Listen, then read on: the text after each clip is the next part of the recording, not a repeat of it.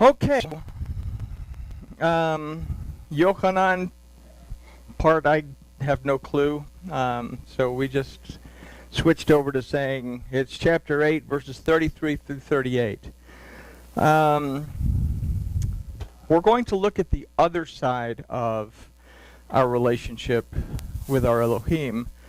Last week we asked a question, who am I?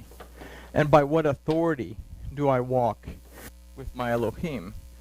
And today we're going to kind of examine some of the false concepts that we all have, as far as who we are and what is our walk with our Elohim. So let's talk to our Elohim, and then we'll take a look at these verses in Yochanan. Father, thank you for this opportunity to consider your word, to look at your word. We ask that you'll open our eyes, open our ears, open our hearts, not to just be able to see and hear and understand your word, but to be conscious of your presence among us in everything we do, at every time we do it. We thank you for it in the name of Yahushua. Amen. Got to get the liquid life here. So, it'd be pretty neat if I could drink at the same time. I watched a ventriloquist do it the other day. It was kind of neat. But anyway, in the last study, we began to consider who we are in our journey and by whose authority we function in our own lives and the lives of with whom we interact. Up until this point, we've simply asked, where are you? Who told you? And what are you going to do about it? Now we start to ask the question, who am I? By whose authority do I act? And kind of a review of the overall statement that last study made. So those that weren't here, everything that we considered is considered in this overview. So we considered Yahusha is speaking with the authority of the Torah, and it's something that the Yochanan community needed to understand, and it's something that we must understand in order for the Adam, humankind, to become restored and established. It must move towards the word of Yahuwah in order to ascend to his presence. In this, the Adam is exalted to where we become aware of the presence of the Spirit of Yahuwah in our daily lives and affairs. And we talked about last time that this is a very important concept.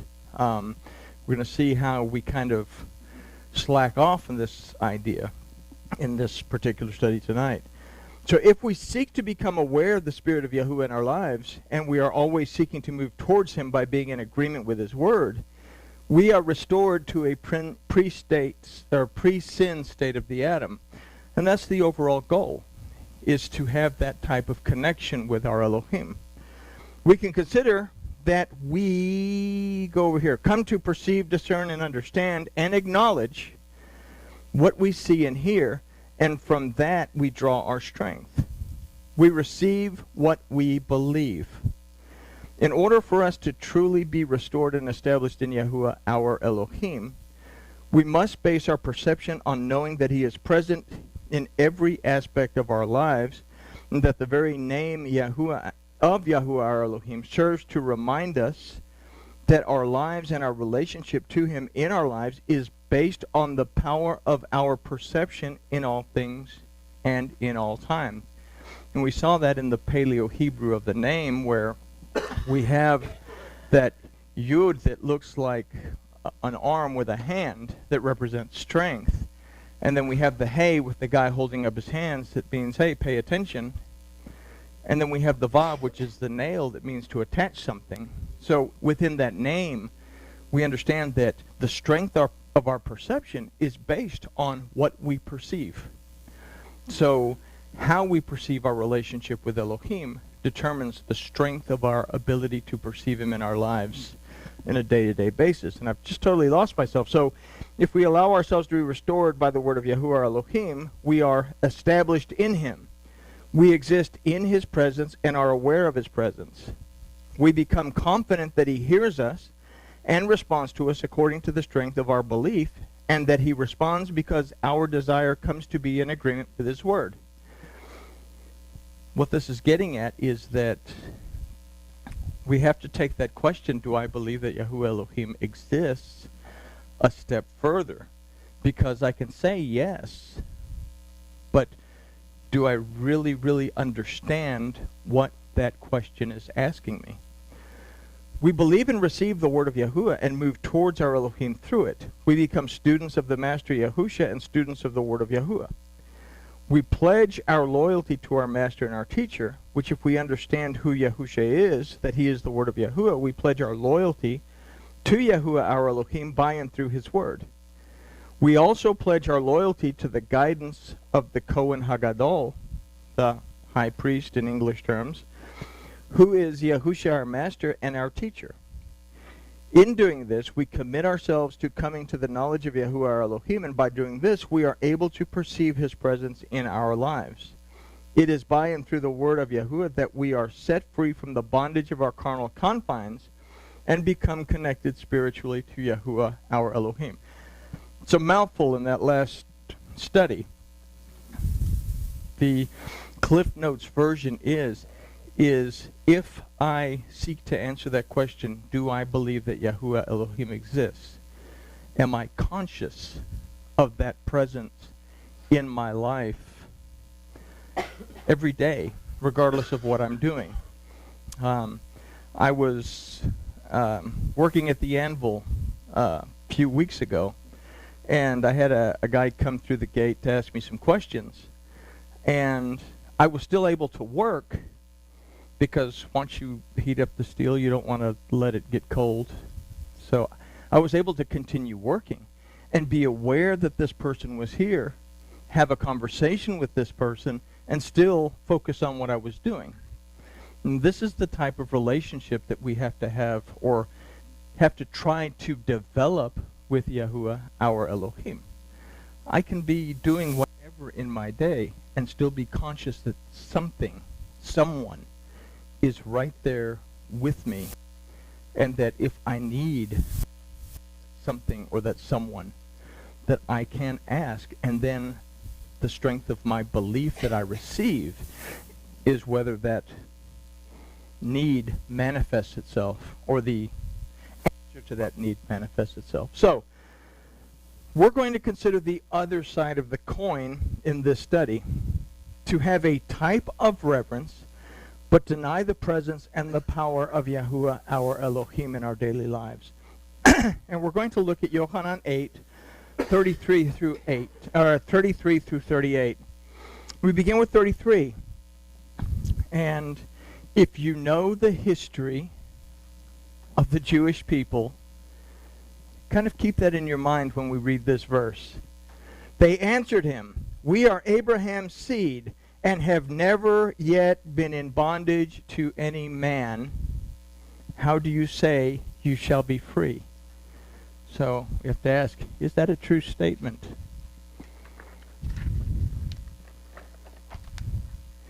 Yahusha answered them, "Verily, verily, I say to you, everyone that commits sin is the bondservant of sin." I like the term verily, verily, as opposed to truly, truly, or assuredly, assuredly, because verily kind of allows a little hint of, I have to choose.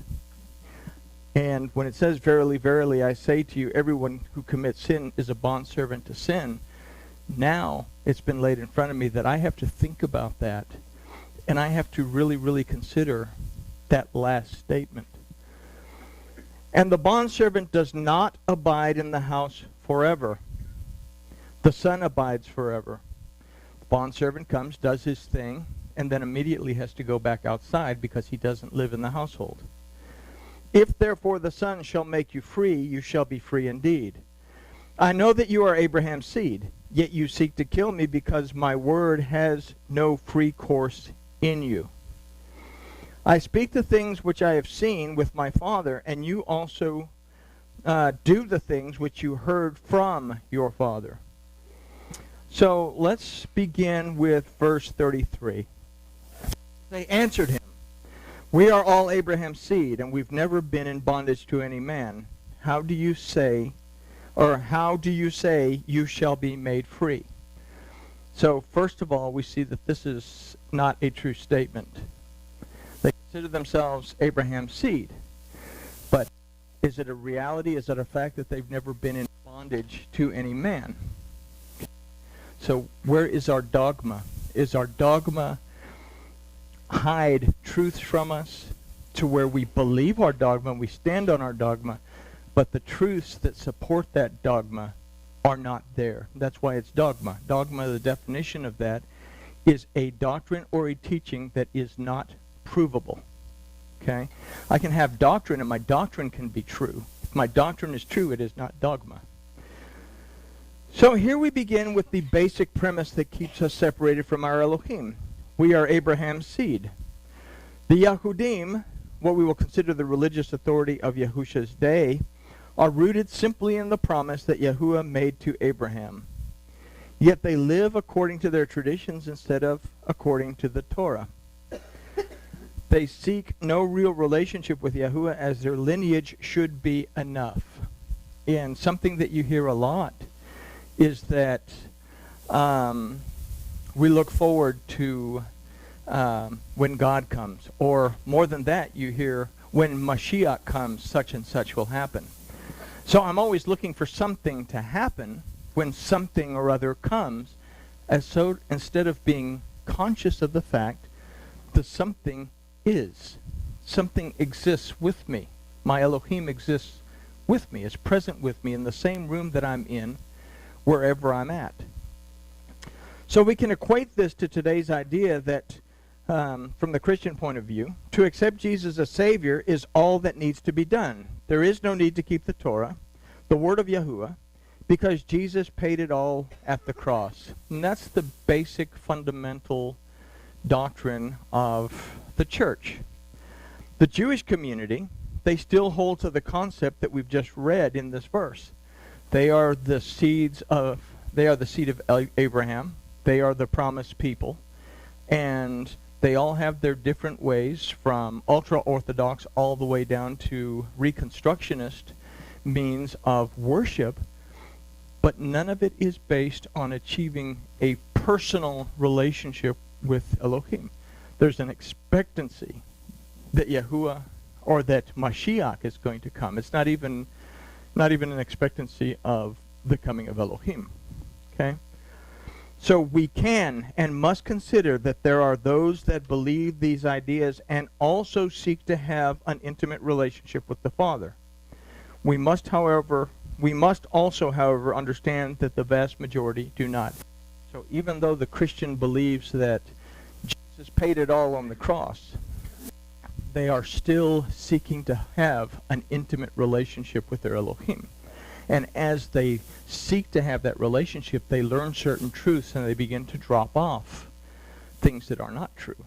And it's the same thing on the Jewish side, that when they begin to seek that intimate spiritual connection, that a lot of the traditions that they've held so dearly to begin to be replaced by what the Torah actually says. So these concepts will be very important as we move through this study. The Yahudim then make this statement. Pause for station identification. The Yahudim then make this statement. And have never been in bondage to any man. So, here is where dogma begins to close the eyes of the believer. Judea has been in bondage since Solomon left the throne. Okay? First of all, I didn't mention it, but to Jeroboam, the bondage began because they left the worship of Elohim according to the Torah and built their own worship of Elohim. So they were in bondage right there to the deceiver himself. They have been a vassal state to Assyria, and this is the southern tribe. They have been a vassal state to Assyria. They were in bondage to Babylon. They were a vassal state to Cyrus, then to Alexander, then to the Greco-Persian Empire, and now they are subservient to Rome. Is that a true statement that we have never been in bondage to any man. Okay? What within our dogma do we believe that has no foundation or no truth? So something to consider in that. Hundreds of years of bondage have blinded them to the very fact that they are indeed in bondage. So if we equate this to today, today's Judeo-Christianity, then Judeo-Christianity is still in bondage to the dogma of the Catholic Church on the Christian side, and to the great assembly of the rabbis on the Jewish side. More time is spent on the Jewish side studying the Talmud than it is studying the Torah. Most of the traditions that we have come from the Shulchan Aruch, which are not commanded in the Torah. And we spend more time worrying about what Rabbi such and such said about such and such than we are about maintaining whatever the Torah has to say. And it's the same thing on the Christian side, that there's more time spent worrying about the doctrines of the fathers or the writings of Paul than what Elohim has to say in his Torah, or even what Yahusha has to say. Okay? They all have a Bible, yet very few seek to apply it to know the Father in an intimate way and become intimately aware of his presence in everyday life. Most still remain in bondage to the enticements of the Satan that focus vision on external things as opposed to spiritual things.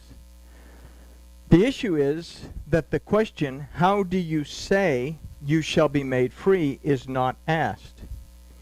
If we have our system of belief, we must not be in bondage. If we have our system of belief, then I can't possibly be in bondage because I have a system of belief, so to speak. How can anyone say that we must be free? A statement that is made in a period of cruel bondage to the Roman Empire. They say, we're Abraham's seed. We're not in bondage to anyone, but they make this statement during one of the worst, basically one of the worst invasions in human history to that area. This takes us back to knowing where we are before we can truly discover who we are. Reading the Bible and saying that we're saved is not having a real relationship with Yahuwah Elohim any more than going to the synagogue and praying the Siddur in Minyan is. And we have people that go and that will get together with the 9 other people and then form a 10-person Minyan, and they'll say their prayers, and they'll say their prayers every day, but there's no sense of connection. We go through the motions. These are simply These are simply going through the motion of having a form of reverence to something called God, but being completely unaware of the spiritual presence of Yahuwah, who is Elohim. We can say, I am a Torah-observant believer in Yahusha. We say, I am a Christian. I am a Jew. These are all self-imposed identities that have no real substance if we deny ourselves a real relationship with the very real Yahuwah, who is Elohim. The categories that we place ourselves into have no power to redeem us, deliver us, or to restore us back to a state of being that we are made to live in. We were created to exist in a perfect state of being, with a perfect connection to Elohim. And giving myself a title, saying I'm Jewish, or I'm Baptist, or I'm anything, does not do anything to bring me into that relationship and restore me back to that pre-sin existence. We were created to exist in that existence. So let's jump to verse 38 before we consider the other verses, so that we can consider what we've just discussed a little bit further. I speak the things which I have seen with my Father, and you also do the things which you heard from your father. Okay, so who is Yahusha's father, and who is my father? Okay. Yahusha's father is Elohim. Is my father whatever it was that the church said that I had to do, because now I'm doing the acts according to what the fathers have said or what the rabbis have said, instead of seeing what Yahuwah can and will do for me if I were in this relationship. So here we see a very important comparison. What has been seen with my Father and what has been heard from your Father. Is there a difference between seeing and hearing? We can consider that in seeing we are more prone to believe than if we only hear about something. I can write something on the board and it'll stick in your mind a lot more than if I simply try to describe it to you. I can give Bruce a sentence, and by the time it reaches Christian back there, the sentence is going to be totally and completely distorted from what I said. So is what I hear really as valid as what I see in my own life and experience? But I can't see it and experience if I don't take the time to develop that type of powerful relationship where my needs are manifested because I believe that they will be manifested. So we may consider that in seeing, we're more prone to believe than only hearing about something. This is the dividing line between a real relationship with Yahuwah Elohim and a perceived relationship. I can believe in God until the cows come home. I can read the Bible every day. I can believe that I'm saved, all that I want, and still be totally devoid of any spiritual connection with the Father. I can go to Shabbat service. I can read the Torah. I can pray the Siddur.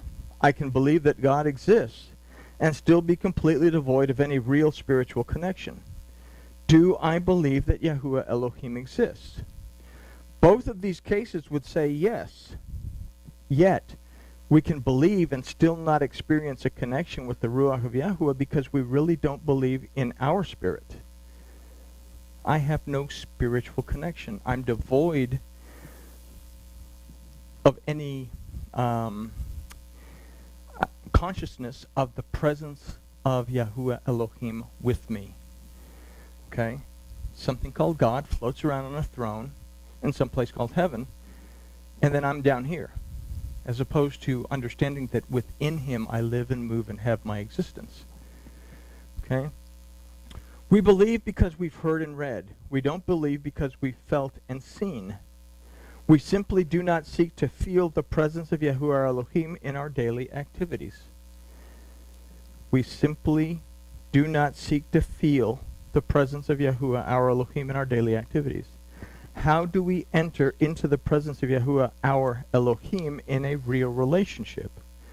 We must not only believe that our Elohim exists, but seek to feel his presence in every moment of our day. So here's where we begin to make excuses. How can we do this when there are jobs to be done and papers to be filed and chores to be done? I can have a conversation with someone who comes and decides he wants to talk to me while I'm forging some steel. And I can still have a conversation with this person and acknowledge that this person is present while making sure that my hammer blows go exactly where they need to go. Making sure that I'm taking care of this metal the way it is. Putting it back in the fire, making sure it stays at the right heat. Because I don't want to stop what I'm doing to talk to this person. I know that he's there. I know the questions he's asked me. I can respond to this person and still do what I'm doing. So if I go to work and I have chores to do at work, I have things to do at work, I have meetings to do at work, can I still be present at work and pay attention to everything that's going on, but be aware that my Elohim is right there with me? So we can consider that, where did we go here? Okay, how did you? Was the Adam aware of the presence of Yahuwah when he was tending the garden or naming the animals? We can consider that he was, because these things that Elohim had directed him specifically to do. He was aware because these are the things that Elohim directed him specifically to do. So let's come up with the next cop-out. going to work at my job is not something that my Elohim has directed me to do. So, we have been directed specifically to be fruitful and to multiply and fill the earth. Not in a sense of procreation, but in a sense of being fruitful in our lives to the fullest extent.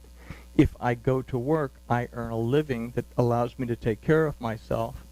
In the process of that, it allows me to take care of my family. It allows me to take care of my future. I'm being fruitful and multiplying and filling the earth, which is my life, which is a commandment from Elohim.